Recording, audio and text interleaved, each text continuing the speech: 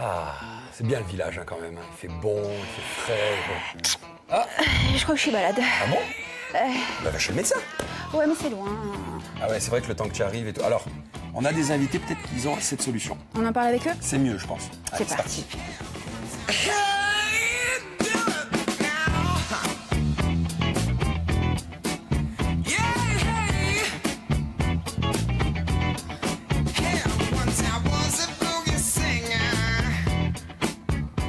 Bonjour à vous si vous nous rejoignez pour cette seconde partie de Viano au sommaire, Caroline. Les déserts médicaux, quelle solution pour sortir la Corse de cet état d'urgence? On en parle avec nos invités dans la deuxième partie. Et puis Thierry Pardi est avec nous, notre spécialiste Méditerranée. Comment ça va, Thierry? Rebonjour, ça va. Rebonjour. Rebonjour, On parle Thierry. de quoi? On va parler de la Croatie pour commencer. Allez, c'est pas mal. On connaît des gens ici qui sont à la Oui, Croatie. qui vont être intéressés, oui, Voilà. en particulier. Et puis vous pouvez réagir sur les réseaux sociaux, bien sûr, comme chaque jour avec le hashtag Viano et nous poser toutes vos questions en direct. Comme chaque jour, on commence par la revue de presse. Marie-Jo, ça vous branche, vous, les sujets Santé. des déserts Santé. médicaux, santé, Oui. ça vous plaît? Ouais, je voulais être médecin quand j'étais petite. Ah voilà, mais vous êtes docteur. Voilà, mais en art. C'est déjà bien. Ne me demandez pas de prescription, Caroline, ça va pas. Oh là là. Ça va pas vous arranger, à mon avis. Bon alors, qu'est-ce qui se passe? Avant de parler de santé, on va quand même jeter un petit coup d'œil sur ce qui se passe avec la taxe d'habitation, parce qu'on ne comprend pas tout quand même. Le Parisien s'interroge, taxe d'habitation, pourquoi elle ne baisse pas partout? Non seulement elle ne baisse pas partout, mais elle augmente même dans plus de 6 000 communes, près de 6 000 communes. Voilà. Donc effectivement, c'est une question qu'on peut se poser. Le Figaro révèle d'ailleurs les mauvaises surprises de la taxe d'habitation. Une commune sur 6 a augmenté son taux d'imposition en 2018, ce qui parasite évidemment la promesse gouvernementale de baisser les impôts. Donc je vous invite à lire la presse pour y comprendre un peu quelque chose. Ça en fait des explications à donner pour ce gouvernement. C'est sûr. Bon, c'est passons ça. à la santé. Allez, on passe à la santé avec Libération qui se fait l'écho des professeurs du groupe Georges Brassens en banlieue parisienne. Avec ce titre, vous voyez, amiante, les profs lancent l'alerte. Alors, il s'agit en fait des enseignants d'un lycée du Val-de-Marne qui exercent leur droit de retrait parce qu'ils pensent que leur santé et celle de leurs élèves est menacée par la présence d'amiante. C'est un danger qui pourrait évidemment concerner un très grand nombre d'établissements. Allez, on continue avec les substances chimiques. Oui, les substances chimiques et puis les problèmes de santé publique qui en découlent. C'est Le Monde qui déclare aujourd'hui un tiers des substances chimiques les plus utilisées en Europe ne sont pas conformes à la réglementation. Alors le quotidien en fait explique que l'Institut fédéral allemand, qui s'appelle de la gestion des risques, qui s'appelle le BFR, a cherché à éprouver l'efficacité du règlement REACH qui a été mis en place en 2007 et qui finalement vise à encadrer la commercialisation de substances chimiques. L'idée c'est de connaître la dangerosité de ce qu'on importe ou de ce qu'on produit. Eh bien, les résultats ne sont pas très encourageants parce qu'en fait, depuis 2010, environ 32% des substances produites ou importées en Europe ne sont pas conformes. Et parmi ces substances omniprésentes, on a les fameux phtalates. C'est pas facile à dire ça. Phtalates. Bon. Alors, on entend souvent parler de ces phtalates. C'est vrai, c'est l'occasion pour moi de revenir aussi sur un article de Corse Matin, ce matin, qui parle de l'utilisation du PVC qui retarde un chantier dans un HLM. Alors, en fait, on apprend que que l'architecte des bâtiments de France préconise le choix d'un autre matériau. Mais il veut remplacer le PVC, mais on nous dit parce qu'en fait, ce matériau est déjà interdit en Suède, très réglementé en Allemagne. Il est mal adapté en fait aux zones de centre-ville, mais ça c'est plutôt pour des problèmes esthétiques. Il serait néfaste pour l'environnement. On ne sait pas très bien aussi comment le recycler, mais on ne parle jamais dans l'article de santé. Et en fait, on soupçonne quand même le PVC et les fenêtres en PVC notamment d'avoir un impact sur la santé parce que justement les PVC contiennent énormément de phtalates, jusqu'à 50% parfois, qui, comme ils sont dissous en fait dans les plastiques, se répandent comme ça dans l'air que l'on respire et se retrouvent aussi sur les poussières qu'on ramasse le matin sur le rebord de notre fenêtre. Sympathique. Oui. Donc il faut savoir quand même que ces phtalates sont classés cancérogènes, mutagènes, perturbateurs endocriniens. Donc pour l'instant, envisager un autre matériau tant qu'on n'en sait pas plus sur ce produit-là, moi ça ne me semble pas complètement aberrant. Ouais, il vaut mieux appliquer le fameux principe de précaution. Quand même. Oui, je trouve que c'est quand même une bonne chose, d'autant que ces phtalates, on les retrouve quand même dans de nombreux produits, même dans les produits médicaux, notamment dans les cathéters, les tubulures pour soluter, les gants, ou encore les tubulures, c'est sympa, ou encore les sacs pour unité de sang. Et ça me permet tout de suite de faire une transition juste esthétique avec la une de l'Humanité. Elle est belle, cette poche de sang pleine de phtalates. Non, mais l'Humanité ne s'attaque pas du tout aux phtalates. En fait, il s'attaque à une firme qui s'appelle Haemonetics et qui en fait gère des machines. Donc les particules en suspension dans les poches de sang, une suspicion de risque cancérigène. Que cache, nous demande le quotidien, le retrait de 300 appareils à transfusion, minimisés selon eux par les autorités. Alors en réalité, ils expliquent que deux lanceurs d'alerte internes à la firme ont déjà essayé de se faire entendre depuis 2015. Donc il aura fallu environ 1000 jours pour que de l'alerte à la suppression des machines, il se passe quelque chose. Voilà. D'accord, merci Marie-Jo. On est refait. Ouais, si on arrive à passer le week-end, on se dit à lundi comment ça se passe en fait avec cette accumulation de bonnes nouvelles. Écoutez, éloignez-vous des fenêtres, ne prenez pas de transfusion. C'est ça. Très bien. bien. Voilà, allez, on va se coucher. Merci Marie-Jo, à lundi. À lundi. Alors Thierry Part, spécialiste de la Méditerranée. Rebonjour Thierry. Rebonjour. Première escale, la Croatie, Oui. avec un phénomène qui s'accentue, la population diminue car beaucoup de jeunes et de diplômés quittent le pays. Oui, et ce phénomène, eh bien, il s'est amplifié depuis l'entrée du pays dans l'Union européenne. C'était en 2013. D'après une étude des Nations Unies, la Croatie figure parmi les 10 pays au monde dont la population diminue le plus rapidement. Non seulement le taux de fécondité y est faible, mais le solde migratoire affiche des résultats également négatifs. Le fameux rêve européen a ouvert les portes du marché unique à des centaines de milliers de Croates qui ont trouvé ailleurs de meilleures conditions de travail et puis des salaires plus élevés. Le difficile contexte économique de la Croatie explique principalement cette émigration. Le chômage dépasse les 11% et touche principalement les jeunes. Enfin, depuis 2013, eh bien, 600 médecins sont partis du pays. Il y a donc un manque de docteurs en Croatie, dans ce pays de seulement 4 millions d'habitants. En Grèce, maintenant, Thierry, à un an des législatives, le Premier ministre Alexis Tsipras veut convaincre les électeurs.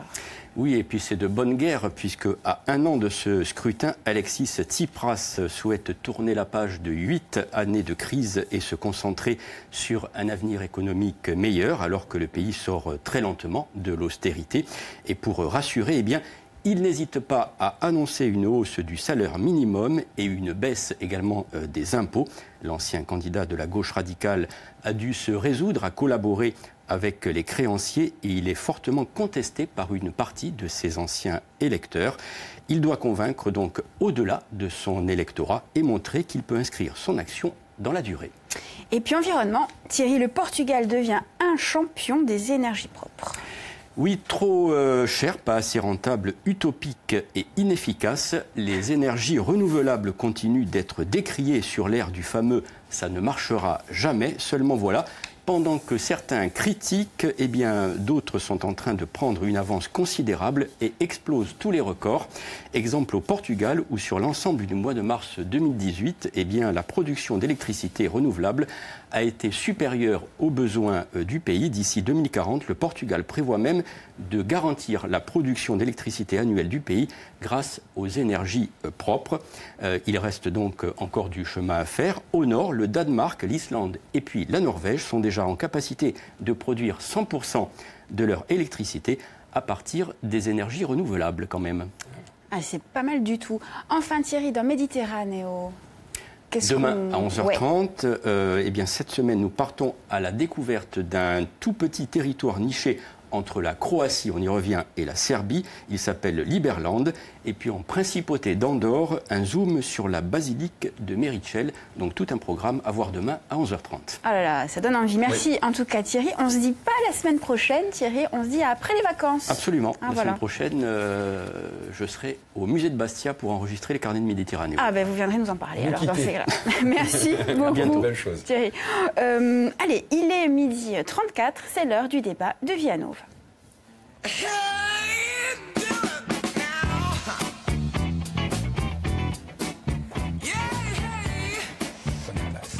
Approchez, n'ayez pas peur. Alors, favoriser l'accès aux soins, inverser la pénurie de praticiens, rétablir l'égalité ou l'équilibre territorial, voici quelques-uns des objectifs à atteindre pour sortir la Corse de ce qu'on appelle couramment le désert médical. Pour en parler aujourd'hui, nous accueillons le docteur François Agostine, directeur de la maison médicale de Calenzane, Domus Medica, c'est bien ça? Oui, on va dire ça comme ça. Pas tout à fait directeur, on schématise un petit peu. Allez, on simplifie. Xavier Pierre, coordonnateur du plan d'accès territorial aux soins à l'Agence régionale de santé. Bonjour. Et Cécilia Coste, alors interne en médecine générale, mais plus pour très longtemps. Exactement. Voilà, parce que vous serez diplômé dans quelques semaines, c'est ça, quelques jours, oui. Quelques jours, et vous exercerez à Ajaccio, mais également à Lévis. C'est bien ça. Exactement. Alors, bienvenue à tous les trois et merci d'avoir accepté notre invitation. Alors, selon l'Atlas de démographie médicale publié par le Conseil national de l'Ordre des médecins, la Corse comptait au 1er janvier 2017 1311 praticiens, soit une densité établie à 314 médecins pour 100 000 habitants. C'est inférieur à la moyenne nationale qui est fixée à 330 médecins pour 100 000 habitants. Alors les chiffres sont une chose, la réalité du terrain en est une autre. Xavier Pierre, vous avez à l'ARS une vision, on va dire globale, transversale de la situation médicale en Corse. Alors, sommes-nous en état d'urgence ? Donc, bonjour à tout le monde. Effectivement, sommes-nous en état d'urgence ? Un premier chiffre. 1300 médecins qui sont inscrits au Conseil de l'Ordre des médecins. Qu'est-ce que ça veut dire ? Voilà. Je crois qu'il faut y réfléchir de plus près pour dire effectivement y a-t-il ou pas état d'urgence. Quand on redécompose ce chiffre, parce qu'il faut l'analyser de près, on va s'apercevoir par exemple qu'il y a environ 290 à 300 médecins généralistes installés effectivement sur le territoire. Il y a environ tout autant effectivement de médecins spécialistes libéraux. Il y a effectivement aussi les médecins hospitaliers. Il faut prendre en compte aussi les médecins qui sont retraités, mais pour lesquels ils n'ont pas totalement cessé leur activité, ce qui fait effectivement qu'ils peuvent, depuis 2003, adhérer un peu.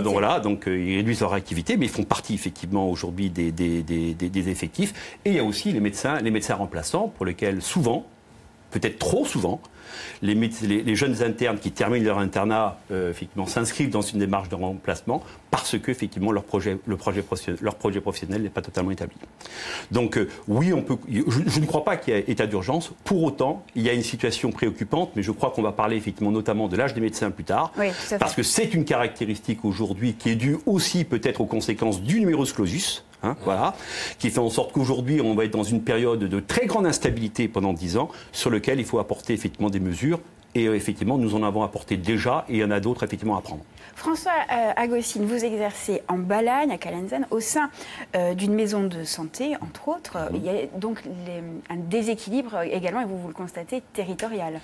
Oui, écoutez, on a peut-être, il y a quelques années, il y a une dizaine d'années, pris conscience, sans doute avant d'autres, de ce qui allait se jouer dans le futur. Et évidemment, pour nous, une des réponses à la désertification, c'était le regroupement des professionnels de santé et une certaine transversalité. Comment dirais-je vous savez, depuis la mort de M. Bovary, qui comme son épouse, est décédée aussi, la médecine en France avait la même caractéristique. Le médecin était dans un certain moule, une certaine forme d'activité, et il répondait peut-être aussi à une demande de la sorte. Aujourd'hui, les données ont changé de manière colossale. Il y a, pour être un peu pédagogue, je vais essayer d'être très court, mais il faut, je pense, le rappeler, il y a 3 grandes révolutions en santé humaine, pas seulement en Corse, mais dans le monde. D'abord, il y a un changement sociologique fondamental. Les médecins aujourd'hui ne veulent plus exercer comme ils exerçaient 30 ans avant, quand je me suis installé, où il y avait à l'époque, la femme du médecin existait comme le mari de l'institutrice. Et aujourd'hui, on a changé de monde et il y a un changement fondamental déjà sociologique. Ensuite, un changement au niveau des pathologies. Aujourd'hui, les pathologies qui sont le plus importantes dans notre activité professionnelle, en tout cas dans ce qu'on appelle le premier recours, on en parlera tout à l'heure, ce sont les pathologies chroniques. Les cancers, les diabètes, les obésités, les pathologies neurodégénératives qui nous préoccupent énormément. Et ça, c'est le cœur de notre travail. 3e révolution, bien sûr, c'est ce qu'on appelle la e-médecine, l'arrivée de l'informatique médicale, de la téléconsultation, etc., etc. Et ça détermine énormément de choses. Alors, ça, c'est la réalité. C'est le monde tel qu'il est aujourd'hui. Mais nous, on a encore des rêves.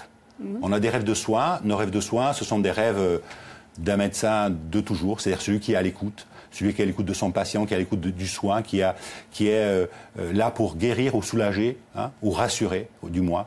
Et ça, c'est difficile pour notre vécu à nous, d'être à la fois regardant des chiffres et être dans les mots, parce que notre métier, c'est essentiellement des mots. Une des solutions, ce sont les maisons de santé qui regroupent, en tout cas dans le rural, qui regroupent différents corps professionnels de santé. Oui. Pas seulement dans le rural, de partout, même dans les villes. Aujourd'hui, il y a des, entre guillemets, des déserts. Il n'y a pas de désert médical encore. On en reparlera. Mais même dans les villes, et ma jeune consoeur le confirmera, je pense, tout à l'heure, même dans les villes aujourd'hui, il y a une difficulté à avoir un médecin traitant. Okay, oui. Pas seulement dans le rural. Donc, dans toute la société, il y a un souci. Alors, évidemment que la maison de santé, c'est quoi la maison de santé? La maison de santé, c'est un regroupement de professionnels de santé qui vont travailler transversalement. Il y a les médecins, mais il n'y a pas que les médecins. Il y a les infirmières, les kinés, il y a les orthophonistes, etc. Et tous ensemble, on va travailler autour du soin, autour du patient. Et en même temps, on va avoir une vision territoriale des choses. C'est-à-dire que, ne serait-ce qu'en Balagne, pour prendre cet exemple, on commence à avoir une vision territoriale. Ce qui a beaucoup, comment dirais-je, empêché un bon soin, c'était toujours une histoire d'offre et de demande. Comme si on était dans l'économie. Bien sûr, il faut avoir le sens de l'économie de santé, évidemment. Mais l'offre, la demande. Aujourd'hui, il faut réfléchir en termes de besoins. Quels sont les besoins ? Et de qualité. Vous, Cécilia Coste, vous êtes un peu l'exception qui confirme la règle. Alors, vous installez à Ajaccio, tout en exerçant 2 dimanches par mois à Lévis, vous assurez une permanence médicale. Quelles ont été vos motivations? Pourquoi ce choix de carrière? Alors, le choix de la ville, il était établi depuis longtemps, sur un critère totalement subjectif et personnel, c'est l'amour pour ma ville natale.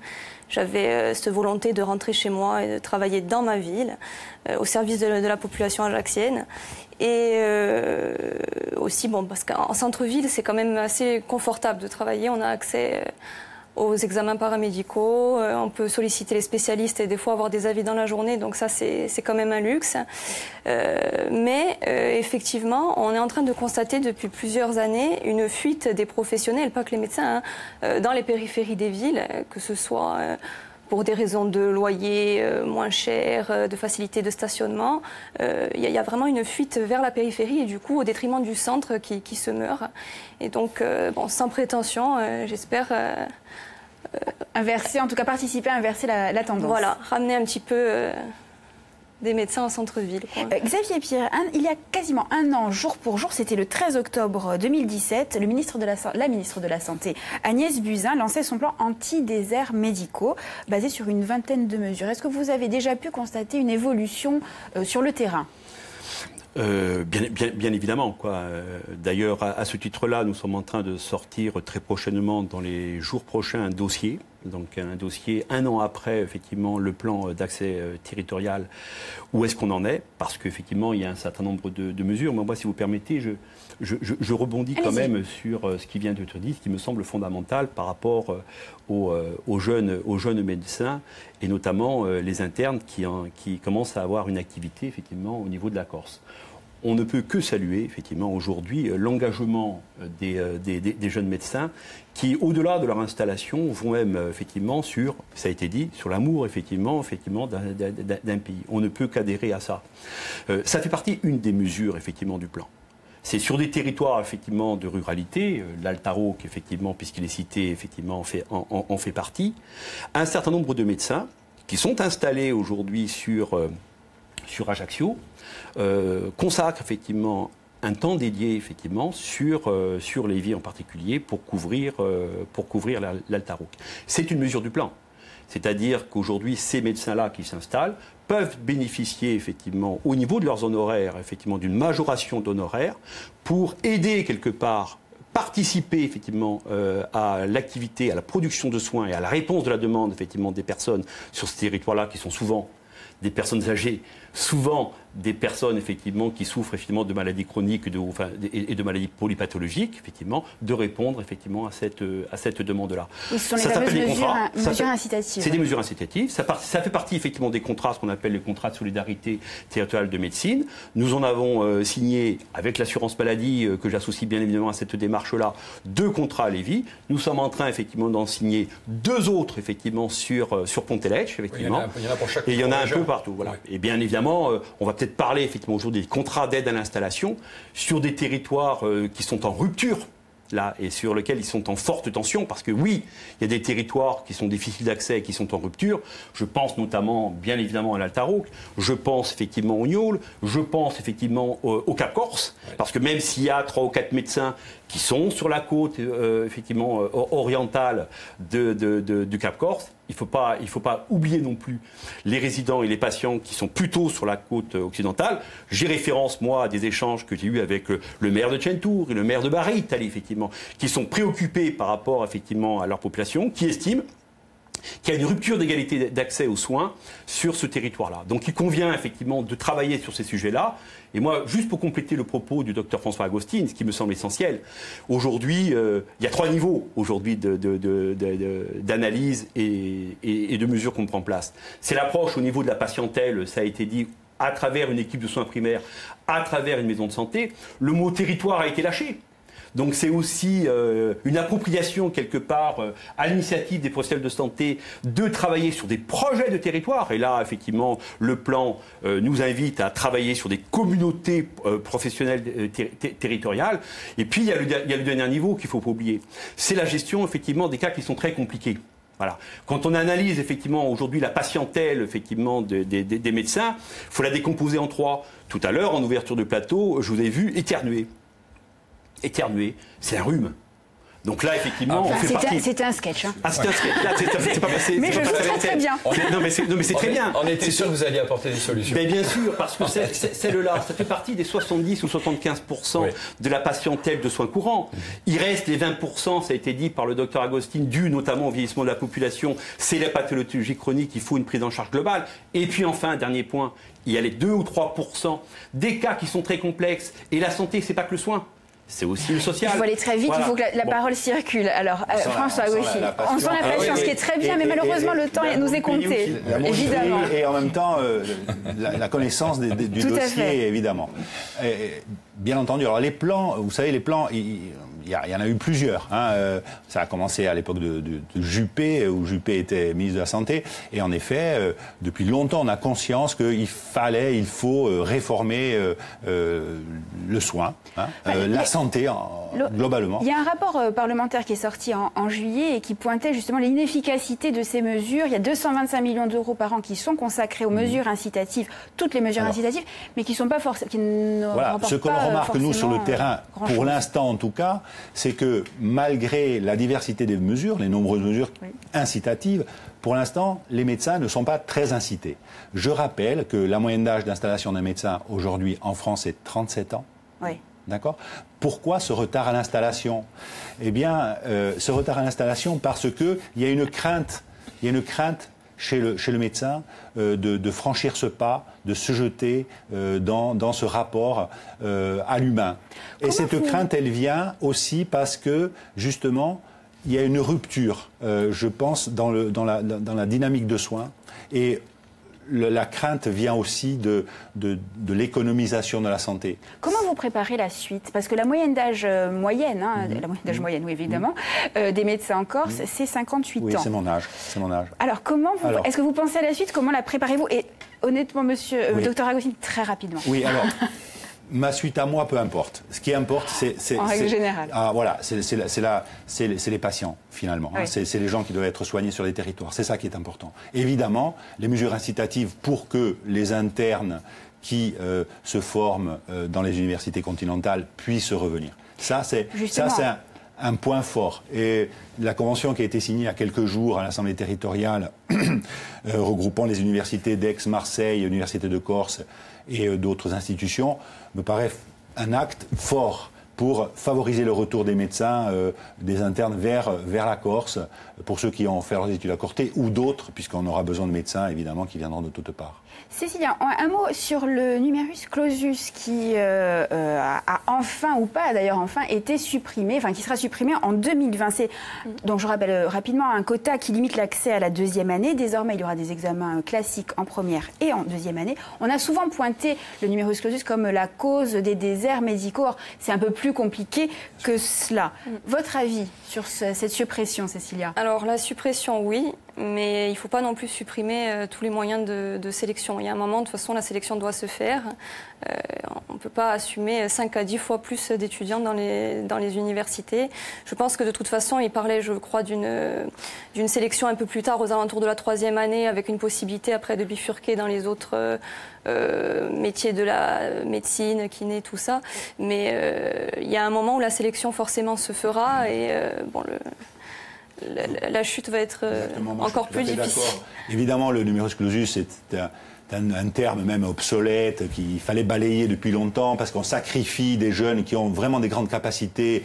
À la première année, c'était destructeur psychologiquement. En plus, c'est abominable. Il était temps. Mais pour former un médecin, il faut 10 ans. En 2020, on supprime le numerus clausus. Ça avait émergé en 2030, les nouveaux médecins. Bon. Et en même temps, c'est un métier d'excellence. Bon, je ne veux pas nous jeter des fleurs, on ne nous en jette pas trop ces quelques temps, donc bon, pourquoi pas. Mais il est vrai que c'est un métier d'excellence. C'est une implication forte. Ce sont 10 ans d'études, avec un niveau de connaissance extrêmement important, avec un niveau d'humanité pour la plupart de ceux qui exercent ce métier qui est extrêmement important. Donc, en effet, il faut soutenir tout ce qui va favoriser la formation, mais à un moment donné, en effet, il y aura des sélections. Non, moi, juste un point pour compléter sur le numerus clausus. Bon, il y a 3 raisons essentielles pour lesquelles, à mon avis, il faut être favorable à sa suppression, du moins à son ménagement. Le premier, tout simplement, il est qu'aujourd'hui, on a 41% de médecins qui ont plus de 60 ans, donc il faut agir. La deuxième raison, elle est dans le cadre de la Communauté européenne. C'est qu'aujourd'hui, parmi les pays de la Communauté européenne, on est le seul pays aujourd'hui sur lequel il y a un numerus clausus. Troisième raison, aujourd'hui, il y a environ 25% des médecins qui sont installés en France, pour lesquels, effectivement, ils ont obtenu leur diplôme, effectivement, à l'étranger. Et puis une raison beaucoup plus sociale vis-à-vis des étudiants, c'est une véritable souffrance pour les étudiants aujourd'hui, à l'issue de la première année, d'être dans les 15% qui sont retenus. 80% redoublent et tout autant vont effectivement échouer. Vous imaginez la souffrance et la perte de temps? Et enfin, moi, dernière raison. Dernière raison, je pense qu'aujourd'hui, le concours en première année sous forme du QCM n'est plus du tout adapté, mais alors plus du tout adapté sur un mode de sélection par rapport aujourd'hui aux nouveaux métiers de demain. On en reparlera, promis. Oui, promis Xavier, merci pour ce mot de fin. Merci messieurs, dames d'avoir été avec nous. On se retrouve dans un instant dans Viano 20. On va voyager, relooker sa maison de village et se déstresser. À tout de suite. Merci beaucoup.